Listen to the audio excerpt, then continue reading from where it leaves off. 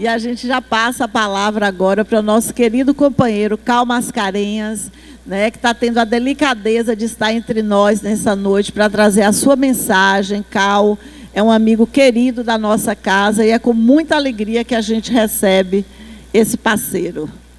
E bonito, viu?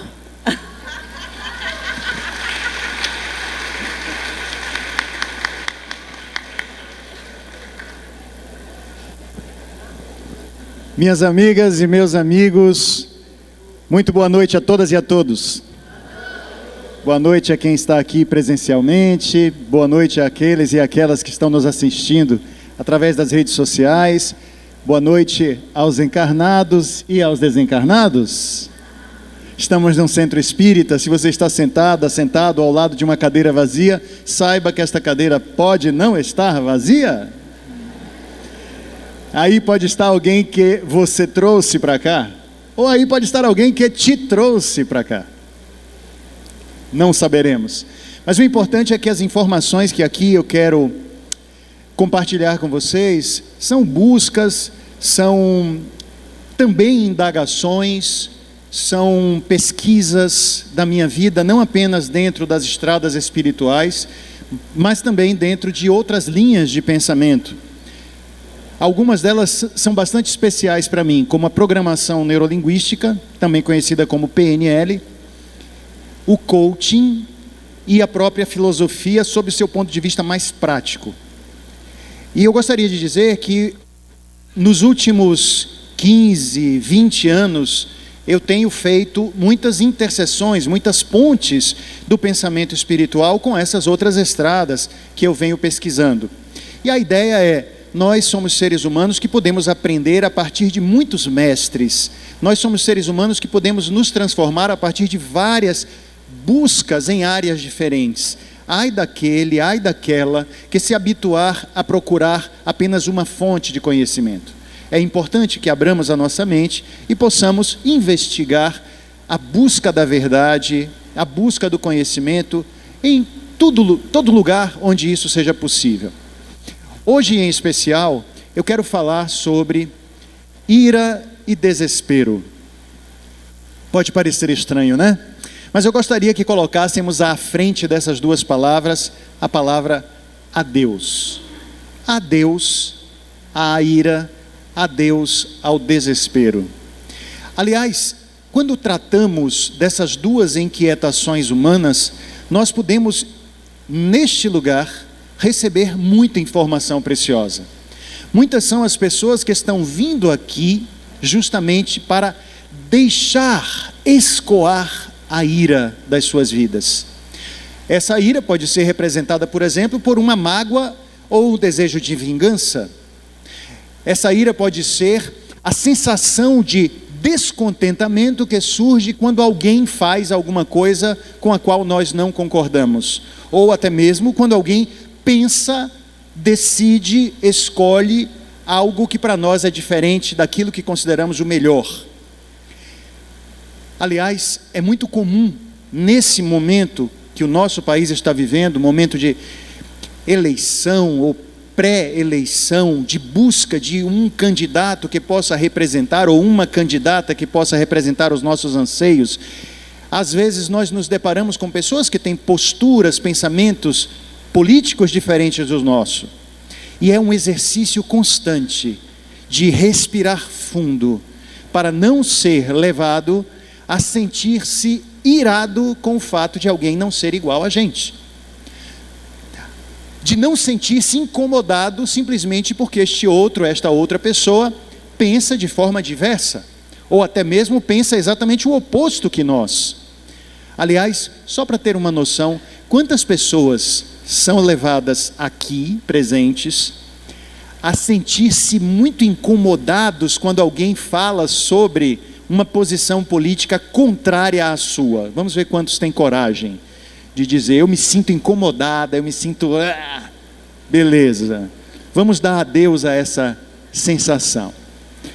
Uma das coisas importantes é observar o senso de alteridade. O que é o senso de alteridade? É perceber o outro, a outra pessoa, como um legítimo outro.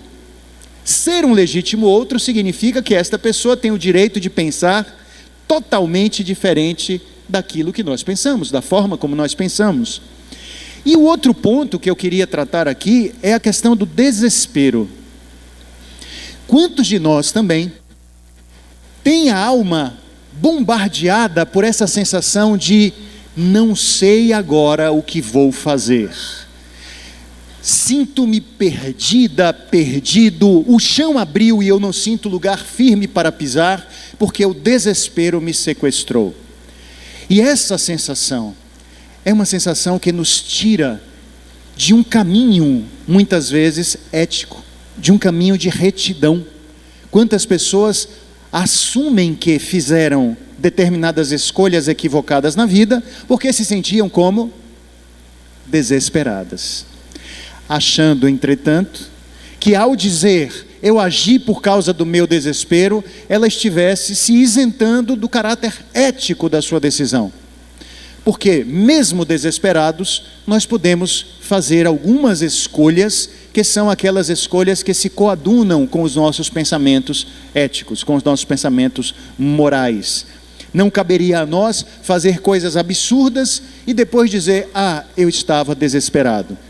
Essa situação pode ser costumeira em muita gente, mas não é o que a gente quer para a nossa vida.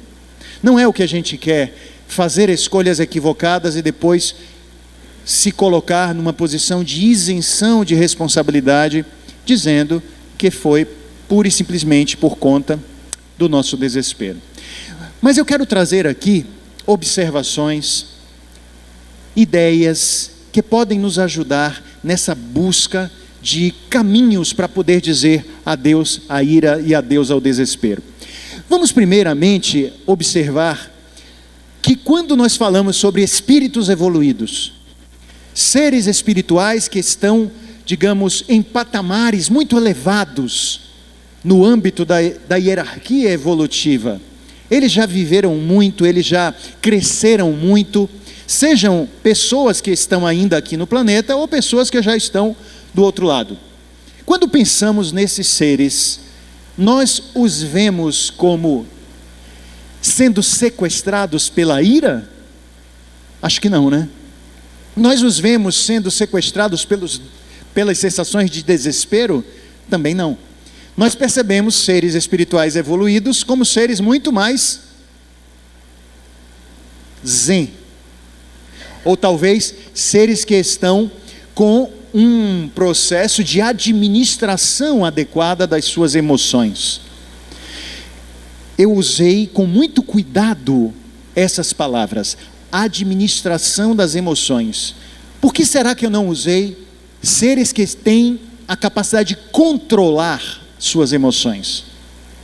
Porque por tudo que eu tenho pesquisado, tanto na programação neurolinguística, como na filosofia, como na neurociência, é um erro quase que unanimemente reconhecido dizer que nós podemos controlar emoções. Emoções não se controlam. Emoções surgem, brotam, aparecem. E nós vamos fazer o quê? Administrar essas emoções. Nós vamos saber como gerenciá-las, saber o que fazer com elas. E quando nós estamos falando sobre ira e desespero, essas duas inquietações da alma podem estar muito bem assentadas justamente em emoções que a gente não está conseguindo fazer o quê? Administrar. 5 são chamadas as emoções básicas do pacote humano. Você veio com essas emoções. E eu não estou falando apenas para nós que estamos aqui no mundo. Essas emoções também estão nos seres que não têm mais carne e osso. São seres que estão vivendo sua vida espiritual. Observem essas 5 emoções e vamos conversar sobre elas. E elas, curiosamente, compõem um acrônimo com a palavra trama. A palavra trama, na qual cada uma das cada uma das letras dessa palavra representa uma inicial de uma emoção básica humana. A começar pela letra T, de uma emoção muito básica que todo ser humano sente, seja ele aqui presente, de carne e osso, ou para alguém que já desencarnou. Que emoção é essa que é básica, que todo mundo sente, que começa com a letra T? Beleza, eu já estava ficando triste por não ouvir a voz de vocês. Tristeza. Tristeza. Será que faz sentido dizer que todo ser humano, sendo humano, sente tristeza? Em algum momento da vida? Ou já sentiu, ou sente mais, ou sente menos, ou vai sentir? Podemos dizer isso com certeza? Tristeza faz parte da nossa vida.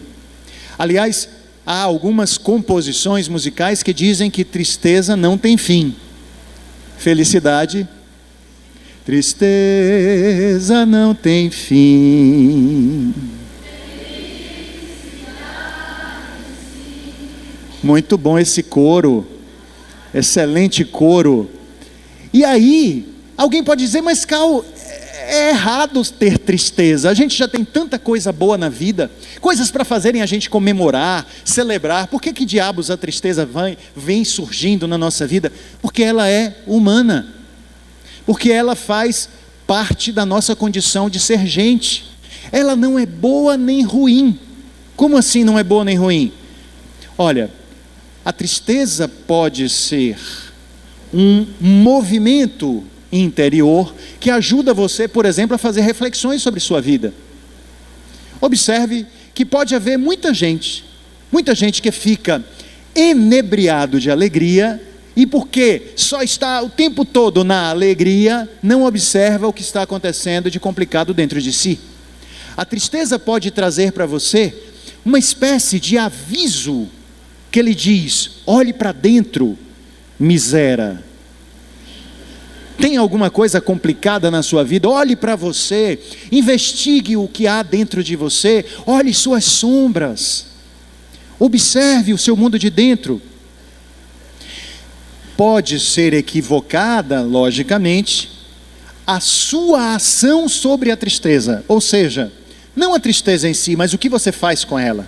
Vamos imaginar que uma pessoa sente a tristeza e essa tristeza a leva ao desespero. Essa tristeza leva essa pessoa a, por exemplo, ficar presa em si. Ela não consegue mais olhar nada à sua volta. Ela não abre espaço para outras sensações, emoções e sentimentos humanos. Ela não se liga a qualquer outro tipo de realidade porque ela está dentro da sua tristeza. Aí poderia até mesmo ser um caso de uma depressão, que é algo que vai ser tratado, porque é doença, precisa de um apoio médico, farmacológico em muitos momentos, e às vezes não só terapêutico, mas não só psicoterapêutico, melhor dizendo, mas também de um apoio da medicina. É possível termos ajuda num centro espírita para uma pessoa com uma tristeza muito forte? Óbvio. Mas se a pessoa já entrou numa dimensão de uma depressão, ela precisa de um apoio profissional. E essa tristeza não é, como disse, a única emoção básica humana. Existem outras, mas ainda gostaria de explorar essa questão da tristeza. Imagine, por exemplo, uma pessoa que diga: eu nunca tive tristeza na minha vida. Eu sempre sou feliz, sorridente e alto astral. Mentira. Mentira. Já, claro que sentiu. Pode ser que essa pessoa esteja passando uma borracha nos eventos tristes porque ela não quer ou não tem condição de observá-los. Às vezes ela leva a tristeza para onde? Para baixo do tapete e vai acumulando essa tristeza, e essa pode ser a pior das suas decisões, porque se ela encarasse essa tristeza de frente, ela poderia fazer um bom uso dessa sensação. Como podemos falar em um bom uso da sensação de tristeza? Mais uma vez, autoconhecimento, investigação do seu mundo de dentro. Outra coisa, perceber o que está errado na sua vida. Outra coisa, use a sua tristeza para compor. Vocês já viram que muitos artistas criam maravilhas quando estão tristes? Aí você ouve aquela música e diz: ah não, a pessoa quando criou aquela música estava muito alto astral, muito feliz. Aí você vai conversar com o sujeito e ele diz assim: não, eu estava super triste. E a música saiu. É muito natural que isso aconteça. use a emoção, não seja usada ou usado por ela. Qual seria então, na trama das emoções básicas, aquela que começa com a letra R da trama? Raiva.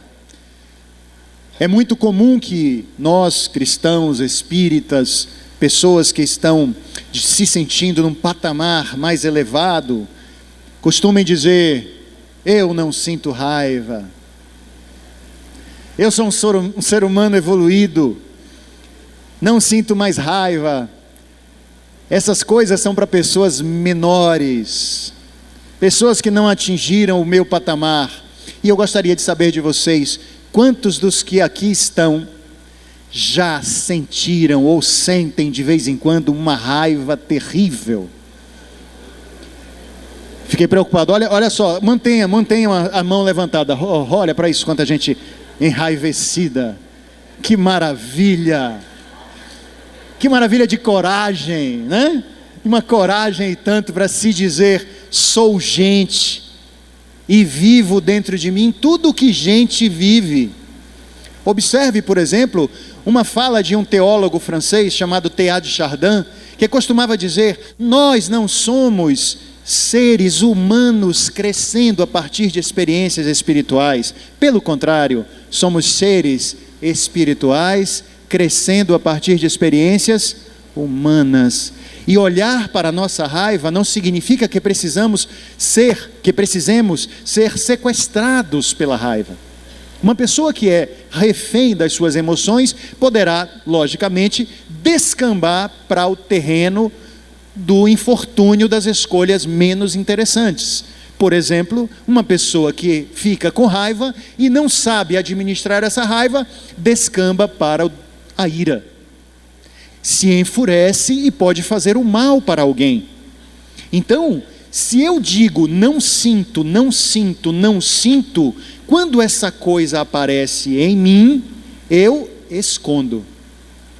Se eu digo eu não posso sentir isso porque isso é ruim, quando isso aparece, eu tenho vergonha, eu tenho uma sensação ruim com isso, então eu enfio essa sensação nas mais profundas sombras do meu ser, e essa coisa vai ficando escondida. É terrível quando vamos jogando para dentro de nós essas coisas feias sem olhar para elas. Quer ver um fator maravilhoso de abertura de espaço para processos obsessivos?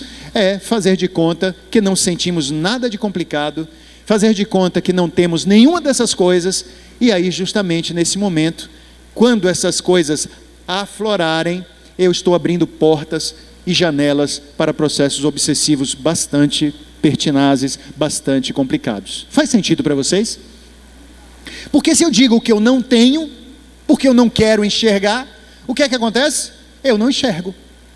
A minha raiva chega, eu digo: não estou sentindo isso, isso não é para mim, e faço de conta que não existe. Fazendo de conta que não existe, isso deixa de existir, gente? Sabe aquela pessoa que diz assim: eu não vou fazer os exames que o médico passou, não vou fazer os exames, ele passou aí uns exames, tem uns exames de imagem, tem uns exames de sangue, mas eu não vou fazer não. Sabe por quê? Porque quando a gente faz esses exames, aparece um bocado de coisa ruim. Tem gente que fala isso. Quer dizer, a culpa é do exame. Entende? E aí, a pessoa, por não enxergar essas coisas ruins, elas deixaram de existir? Não, elas continuam lá dentro. Elas continuam existindo. Vamos fazer alguma coisa com isso, vamos olhar para isso. Olhar para isso não significa ser levado de roldão pelo que isso significa, mas ter respeito humano à nossa humanidade. Somos gente e temos coisas que a gente tem. Às vezes, o melhor a fazer com a nossa raiva, para não cairmos na ira, não seria guardar, seria, por exemplo, verbalizar, escrever, procurar ajuda. Uma coisa, por exemplo, que é muito interessante quando nós estamos sentindo raiva de alguém, raivinha ou raivona, pode ser falar para a pessoa. Vamos imaginar que eu estivesse com raiva da minha querida irmã do coração, Rosângela. E aí eu chegasse e tivesse com raiva e não falasse. E vou guardando, e vou guardando, e vou guardando. Será que em algum momento Rosângela não perceberia que eu estou com raiva dela? Provavelmente porque o meu não verbal estaria denunciando a raiva que eu sinto. Eu poderia, por exemplo, começar a agir de forma tal que vai dando espetadinhas. Sabe aquelas espetadinhas malvadas, perversas, que quem está de longe nem percebe, mas eu sei que eu estou dando e ela vai sentindo. Muitos psicólogos vão chamar isso de agressividade passiva. É uma agressividade que não tem coragem de se mostrar de forma explícita, e aí vai fazendo umas puxadas de tapete. Sabe que muita gente que vive isso costuma fazer fofoca dos outros, fala mal pelas costas. A vontade de fazer algo com a raiva que sente é muito grande, mas ela não sabe, não tem nem coragem de se aproximar da pessoa que é o alvo daquela raiva e dizer. Mas então o que seria dizer? O que seria verbalizar? Eu chegaria para Rosângela e diria: Rosângela, você é uma pessoa malvada, uma pessoa perversa, você faz as coisas só para me machucar, e eu estou com muita raiva de você. O que vocês acham disso? Essa não é a melhor forma. Neurolinguisticamente falando, seria muito mais interessante, no momento de verbalizar o que se sente, que nós não nos apoiássemos em julgamentos negativos. Quando eu digo, você é uma pessoa perversa, malvada, e fez aquilo só para me ferir, isso é a verdade, gente? Isso não pode ser obrigatoriamente a verdade. Essa é uma interpretação. Esse é um julgamento meu. Eu estou lançando sobre ela julgamentos que vão fazendo com que a minha raiva saia, mas atinjam o outro de uma maneira pouco interessante. Sob o ponto de vista da comunicação, dentro dos pensamentos e conceitos e técnicas da programação neurolinguística, muito melhor seria se eu me aproximasse da Rosângela e, por exemplo, ela está sentada, eu estou sentado, eu estou em pé. Ela sentada, eu em pé, eu estou, por exemplo, numa condição diferente da dela, sob o ponto de vista da comunicação não verbal.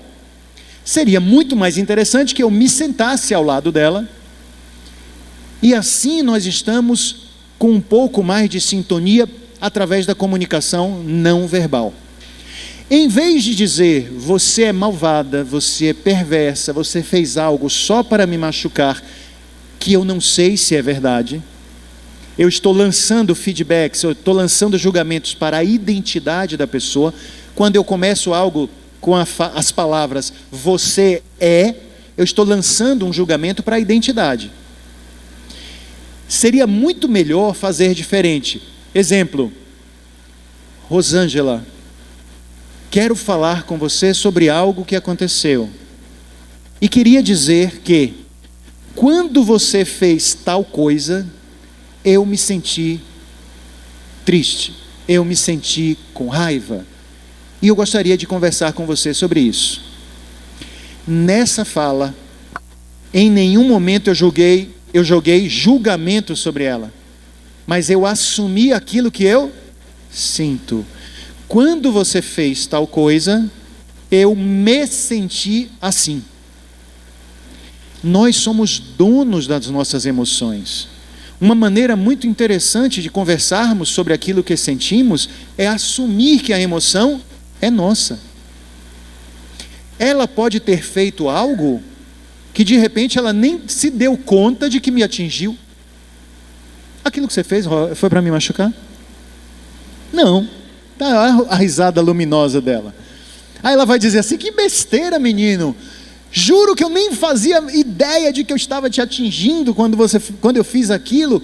E aí a gente pode conversar. Ou até ela diz: eu também estava com raiva de você e eu disse coisas das quais me arrependo. Vamos conversar mesmo a respeito disso? Sei lá. Mas eu não joguei julgamento sobre o outro ser humano, porque dentro desse outro ser humano eu não posso estar. Eu não posso saber o que acontece no coração dessa pessoa, na mente dessa pessoa. Como eu posso dizer que esta pessoa é perversa e de que essa pessoa fez algo só para me ferir? Mas eu posso dizer da minha emoção e eu posso dizer, quando você fez tal coisa, quando você disse tal coisa, eu me senti assim. E isso pode ser uma grande abertura para um diálogo. Esse é um bom início para uma DR. Porque tem gente que vai guardando a raiva, vai guardando a raiva, vai guardando a raiva, e a raiva vai se monstrificando dentro da pessoa. E aí quando ela já está lá empurrada, crescendo nas sombras, tem um dia que essa raiva aflora. E aí quando ela aflora, você vai chegar com tudo e vai machucar muito a outra pessoa.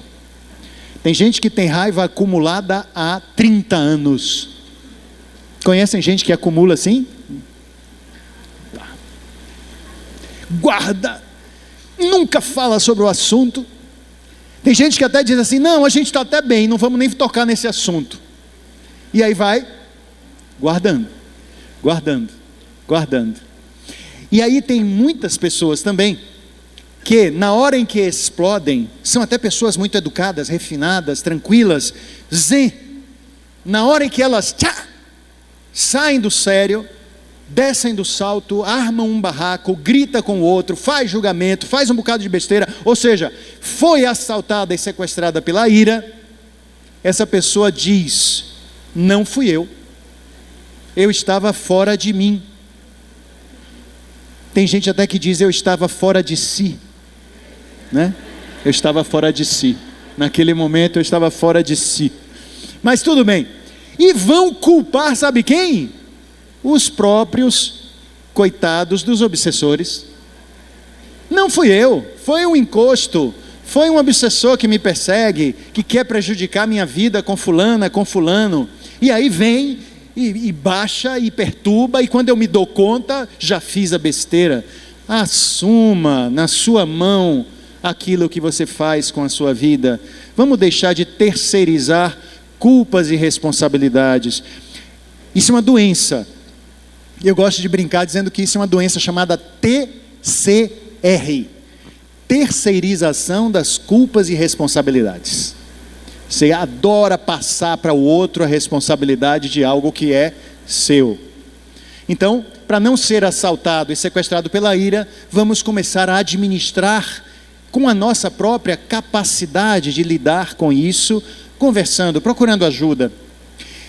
TR, o primeiro A da trama das emoções. Qual o que veio à mente de uma emoção básica humana? Tem amor e tem alegria. Vamos começar pela alegria?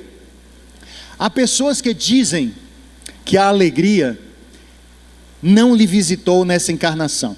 Eu só tenho coisa ruim, eu não tenho um momento de alegria. Mentira.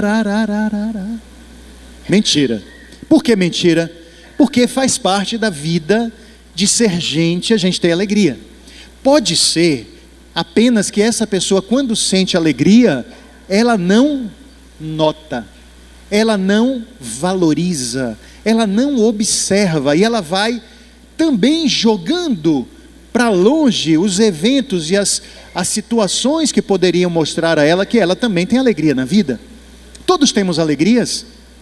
São muito interessantes as orientações de filósofos do passado. Eu gosto muito de filósofos do helenismo, alguns deles como Epicuro de Samos, filósofo grego, 300, 400 anos antes de Cristo, que nos dizia que a vida, o sentido, aquilo que nos impulsiona a ter uma vida que vale a pena ser vivida, uma vida feliz, é o prazer. Só que quem ouve isso, acha que Epicuro está orientando a gente a ser um desregrado, um alucinado. Na verdade não, Epicuro está nos ensinando a ter prazer e alegria no simples, nas coisas mais simples. Por exemplo, sinto calor, que alegria poder beber um gole d'água fresca, que alegria sentir que isso me dá um prazer maravilhoso. Estou me sentindo solitário, procuro uma pessoa amiga, sento-me ao lado, troco carinho, troco palavras, converso, lanço a minha vida, recebo a vida da outra pessoa. Que maravilha, que alegria, que prazer poder compartilhar a vida com pessoas queridas. Epicuro dizia que uma vida bem vivida e uma vida feliz é aquela com menos dor e mais prazer. E esse prazer é encontrado no simples, sobretudo nas coisas que são básicas, necessárias e naturais, e nos amigos que nós podemos ter ao nosso lado. Pessoas amadas que possam estar ao nosso lado. Então, esse filósofo grego, chamado Epicuro, ele sugeria que nós não ficássemos bordando demais as condições para sermos felizes, que encontrássemos prazer nas coisas simples. E ele dizia também: os seres humanos não foram feitos para ter refeições sozinhos. Quem come sozinho é um cão ou um lobo, um leão, mas uma pessoa, um homem, uma mulher, deve desfrutar de companhia no momento em que faz suas refeições. Ele falou isso lá na Grécia de 300 anos antes de Cristo. Ele não sabia como é o nosso corre-corre no dia a dia de hoje, mas eu acredito que faz sentido pensar nisso, que fazer refeição sozinha é para os leões e os lobos, e que nós, enquanto gente, enquanto pessoas, deveríamos procurar, sempre que possível, o momento de fazer a refeição estar ao lado de pessoas com quem possamos trocar alguma alegria. Alegria é base da nossa vida também, mas não podemos ter uma cegueira em relação à dimensão negativa da alegria. Como poderia ser isso? Uma dimensão negativa, algo ruim em se ter alegria? Sim, quando ela te escraviza. Quando você se sente uma pessoa que se obriga a estar alegre o tempo todo. Quando aquele tezinho da tristeza surge e que se mostra uma tristeza real, você colocou na cabeça que a alegria tem que ser eterna e você atarracha um sorriso de plástico no rosto e vive assim, fazendo de conta, tendo máscaras sociais o tempo todo. Carl Gustav Jung, o grande criador da psicologia analítica, gostava de dizer que o ser humano tem a necessidade da confissão. O que ele quer dizer com isso? Que nós precisamos ter a capacidade de reunir na nossa vida alguns seres humanos para os quais nós mostremos quem nós somos por dentro. E por isso, quando estivermos com algum tipo de sombra emocional, alguma coisa negativa nesse sentido, que possamos nos aproximar dessa pessoa e dizer: olha, eu preciso falar com você, eu estou me sentindo assim, eu gostaria de ajuda. Ou seja, o ser humano necessita da confissão, necessita mostrar a sua sombra, para que ela não apareça causando terror na nossa vida. Além da alegria, o M da trama seria o M de qual emoção básica? Medo. Todos nós, humanos, temos medo no pacote. Medo de coisas as mais diversas. E lembrem que o medo também não é algo ruim. Ruim pode ser o que você faz com seu medo. Se esse medo se agiganta, transforma-se numa fobia.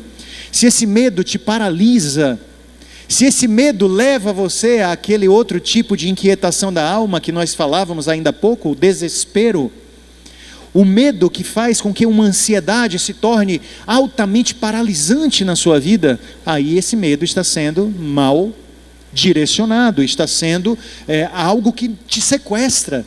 Mas o medo pode ter, em algum momento, feito você salvar a vida, a sua vida. Se você está aqui hoje, quem sabe o medo já te salvou. Ai de nós se não sentirmos medo. Por exemplo, ai de nós se não sentirmos dor. Seria um bom exemplo, uma boa analogia. Dor não é uma coisa agradável de ser sentida, mas ela faz parte da nossa existência humana. Existem síndromes, uma síndrome em especial sobre a qual eu ouvi falar, que é uma síndrome que leva aquelas pessoas, muito rara, que leva as pessoas a não sentir dor alguma. E vocês não imaginam o que isso pode significar. Por exemplo, muitas das pessoas que sofrem dessa síndrome não chegam a 10 anos de idade, 12 anos de idade. Porque, por exemplo, podem se machucar e, como não se sentem com dor alguma, esse machucado se infecciona. Ou ela tem até mesmo a possibilidade de cair, quebrar um osso e não se dá conta porque ela não tem dor. Ela morde a boca ou a língua e não trata porque não sente dor. Ela está com o dente apodrecido e não sente dor. Ela está com algum tipo de infecção interna e não sente dor. Imagine, aí a gente diz, puxa, então seria muito bom que nós abençoássemos as dores. Eu diria sim, abençoada a dor quando ela chega, porque talvez a nossa vida fosse muito pior sem ela, ou talvez a nossa vida nem existisse mais sem ela. Não vamos alimentá-la, não vamos provocá-la, mas se ela chegar, vamos procurar olhar para ela e cuidar dela, mas sempre abençoando tudo aquilo que nos chega. O medo é mais ou menos assim. Surgiu medo. Medo pode ser das mínimas coisas ou das coisas mais assustadoras. Hoje, por exemplo, seres humanos como nós que vivemos aqui no Brasil, temos medo de muita coisa quando vemos o futuro do nosso país. Temos medo de o que vai acontecer conosco. E eu gostaria muito que nós não fôssemos sequestrados por esse medo e levados para o terreno do desespero. Que nós pudéssemos respirar profundamente. Isso não significa obrigatoriamente que teremos esperança no sentido de esperar. Observe que muitos são os filósofos que vão dar chineladas na esperança, pois ela pode ser algo que nos acomoda. A esperança sendo vista como tudo vai dar certo um dia, tudo será maravilhoso mais tarde, tudo ficará bom. Se não deu certo ainda é porque não chegou ao final, pode fazer com que nós nos acomodemos. E seria muito interessante que pudéssemos respirar bem profundamente e perguntar: o que está na minha mão fazer? O que posso fazer? Em vez de dizer vou esperar, eu digo vou fazer, vou decidir, vou me empenhar, vou jogar energia nessa direção. Lembrem que medo, por exemplo, não é algo que vai existir na vida das pessoas corajosas. Digamos, melhor dizendo, tem gente que acha que quem é corajoso não sente medo. Não é assim. Quem é corajoso, sente, observa e enfrenta. Ser corajoso não significa ser isento dessa emoção humana que é o medo. Vamos olhar o medo que sentimos e vamos fazer algo de bom com ele. E por fim, o A de amor. Na trama, amor que pode ser emoção, pode ser sentimento. Alguns estudiosos de neurociência costumam dizer que a emoção está em nós. Quando nós percebemos e falamos e expressamos o que ela é, definimos o que ela é, aí ela se transforma em sentimento. Então, eu me sinto alegre na presença de alguém, já é a emoção do amor. Mas quando eu reconheço que esta outra pessoa é a fonte de onde parte a minha sensação de alegria, nesse momento, ao identificar de onde brota a minha alegria, eu estou percebendo que amo. Amar o mundo, amar as pessoas, amar a vida, eu sei onde está a fonte do meu amor. Eu sei de onde ela parte. E assim sendo, a trama das emoções básicas humanas vai se constituindo. E é muito interessante que nós possamos observar que existem inúmeras formas da gente começar a mexer nessas emoções e saber lidar com elas. Um dos grandes pensadores que eu gosto muito de estudar é um pensador estoico chamado Sêneca. Sêneca é um filósofo latino. Ele nasceu em Córdoba, na Espanha, quando a Espanha era, naquela época, ano de 4 antes de Cristo. A Espanha e muitas áreas, muitas regiões da Europa eram domínio dos romanos. O Império Romano tomou conta daquilo tudo. E aí, Sêneca nasce em Córdoba, vai para Roma, e é em Roma que ele se constitui como um grande pensador do estoicismo. O estoicismo propõe determinados tipos de conduta que podem ser interessantes para nós administrarmos as nossas emoções e fugirmos dos sequestros que podem nos levar para a ira e para o desespero. Uma dessas orientações é: seja alguém que põe na vida uma pitadinha de pessimismo. Uma pitadinha de pessimismo. Sêneca costumava dizer às pessoas: se você for otimista o tempo todo, você estará refém da ira ou do desespero. O que é que ele quer dizer? Se você acha que tudo dará certo, que é o exagero do otimismo, você não se prepara. Você não se fortalece para uma situação difícil. Você pode, por exemplo, ser pego de surpresa diante de um infortúnio e você não vai ter nenhum tipo de apoio, nenhum tipo de ajuda. Se você não tem ajuda e apoio, porque você estava sempre achando que tudo daria certo, porque você não fez um segundo plano, um plano B, porque você não tinha conseguido ajuda, porque você não tinha nem se preparado melhor para aquela jornada, você pode se dar muito mal na vida. E quando a coisa acontece, você diz: ah, como eu sou infeliz. Como eu sou infeliz. E é por isso que Sêneca nos diz: sorte é o casamento de oportunidade com preparo. Sorte é o casamento de oportunidade com preparo. Oportunidade, algo sobre o que você pode ser, não tenha muito poder. Surge ou não surge, mas preparo é algo sobre o que você tem poder. Eu posso me preparar, eu posso ler, estudar, me apoiar em ajuda de pessoas, eu posso me preparar para situações, aumentar a minha capacidade, a minha competência, porque aí quando a oportunidade chegar, eu estou preparado para enxergá-la, e eu a agarro. E aí alguém que está de fora vai dizer: ih, como esse aí é um sujeito de sorte, mas não sabe do meu preparo, não sabe que muitas vezes aquele sucesso que acontece do dia para a noite precisou de 10, 20 anos de preparação.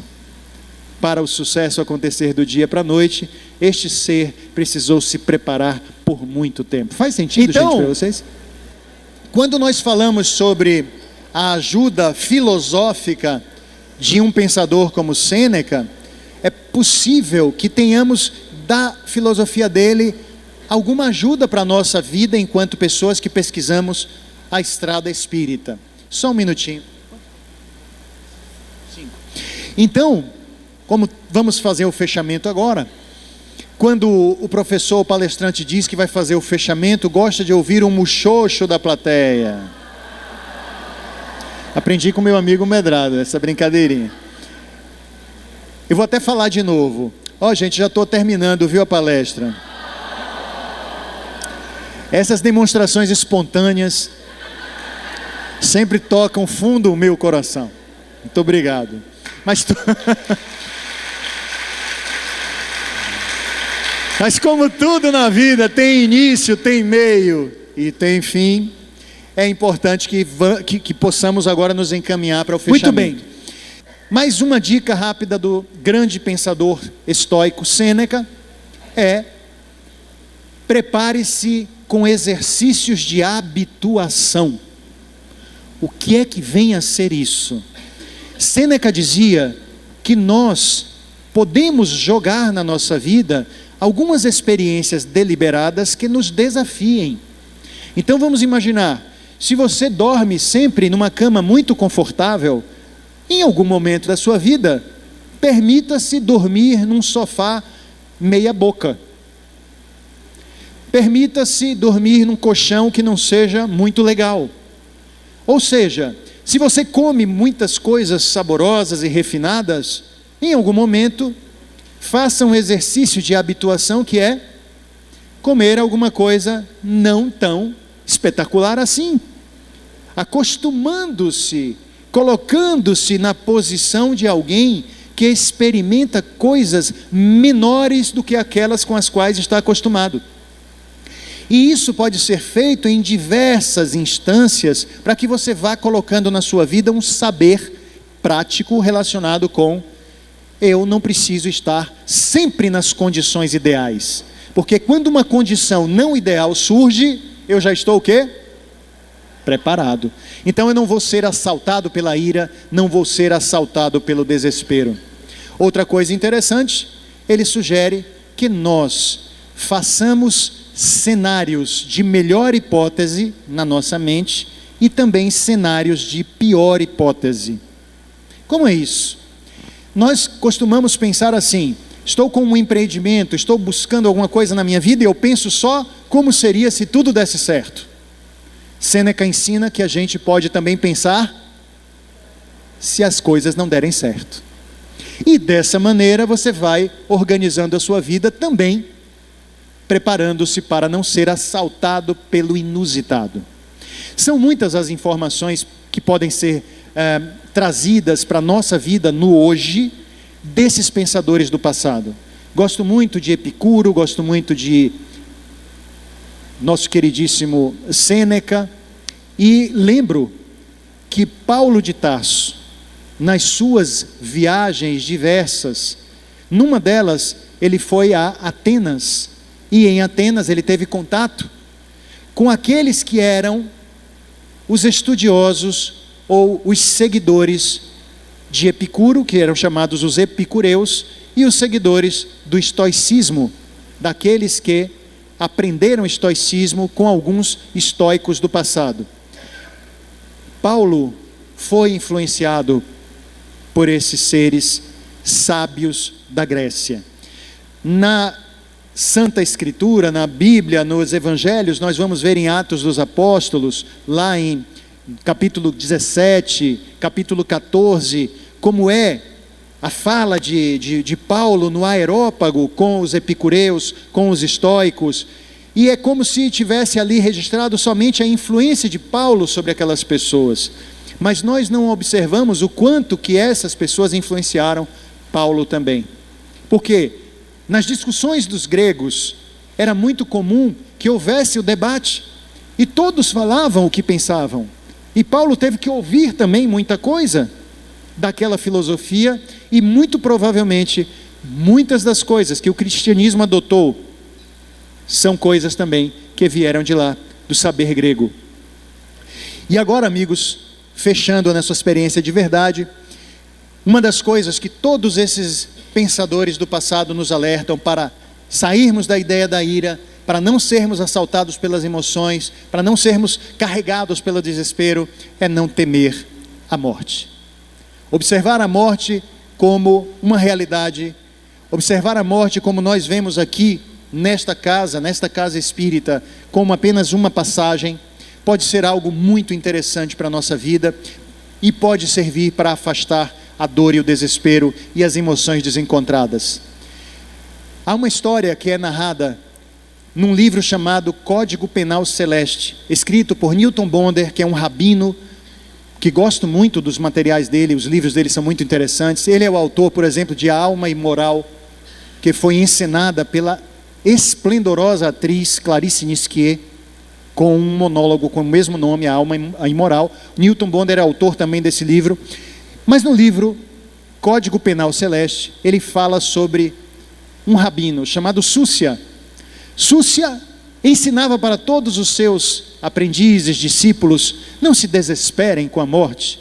Para que tanto pavor, tanto medo? A morte chegará para todos nós, não pode nos apavorar. Que é isso? E ele ensinava isso para todos os seus aprendizes. Aí, Súcia envelhece, Súcia adoece e ele está às portas da morte. Está no seu leito, apavorado, morrendo de medo. Morrendo de medo. Aí, os seus alunos dizem: mas mestre, como pode? Você ensinou para nós, para não nos desesperarmos com a morte, não nos apavorarmos. Por que agora está assim, nesse desespero? Ele diz: não, espere. Eu não estou desesperado nem apavorado com a morte. Eu estou apavorado com a pergunta. E os alunos ficaram intrigados. Com a pergunta, mestre? Como é isso? Sim, eu estou apavorado com a pergunta. É o seguinte: quando realmente o meu corpo morrer e eu sair dele, chegarei lá nas portas do céu. Um emissário celeste, então, representante do divino, olhará no fundo dos meus olhos e me perguntará: Súcia, por que em vida você não foi tão sábio quanto Salomão? Para essa pergunta, eu sei a resposta. Olharei com a maior tranquilidade do mundo para ele e direi: não fui tão sábio como Salomão, porque em vida eu não fui Salomão, eu fui Súcia. Ora, muito fácil. Aí ele me virá com outra pergunta: Súcia, por que você não foi tão bravo, valente, corajoso como Alexandre, o grande? Eu olharei para ele e também com muita tranquilidade direi: não fui tão corajoso, bravo como Alexandre o Grande, porque eu não fui em vida Alexandre o Grande, eu fui Súcia. Aí, nesse momento, ele olhará no fundo dos meus olhos e me perguntará: Súcia, por que você não foi Súcia? Por que você não foi o Súcia que você poderia ser? Por que você não foi você em sua plenitude? Súcia, por que você não foi Súcia? E é dessa pergunta, meus queridos, disse ele para os seus alunos, seguidores, é dessa pergunta que eu tenho medo. Essa história me toca profundamente, porque ela fala sobre nós aqui na vida. Em muitos momentos, por não olharmos quem nós somos, por termos medo, por termos desespero, por não aceitarmos os outros como são, ou por sermos empurrados para sermos iguais aos outros, nós estamos deixando de ser quem? Nós mesmos. E aí, quando chegarmos do outro lado, vai alguém chegar para nós e perguntar: por que você não foi você, miséria? Bastava você ser você. Seja o melhor você que você puder. Seja alguém que administra bem as suas emoções. Seja alguém que olha para si com amor e respeito. Seja alguém que olha para o outro com amor e respeito. Essas são formas muito boas de não sermos sequestrados pela ira e pelo desespero. Muitíssimo obrigado a todas e a todos. Muitíssimo obrigado. Um prazer estar com vocês. Obrigado. E queria dizer também que muitas coisas a respeito desses temas eu tenho colocado lá no Instagram. Se vocês quiserem nos acompanhar no Instagram, basta procurar lá Cal Mascarenhas, tá bom? Cal com K-A-U, beleza? Muito obrigado.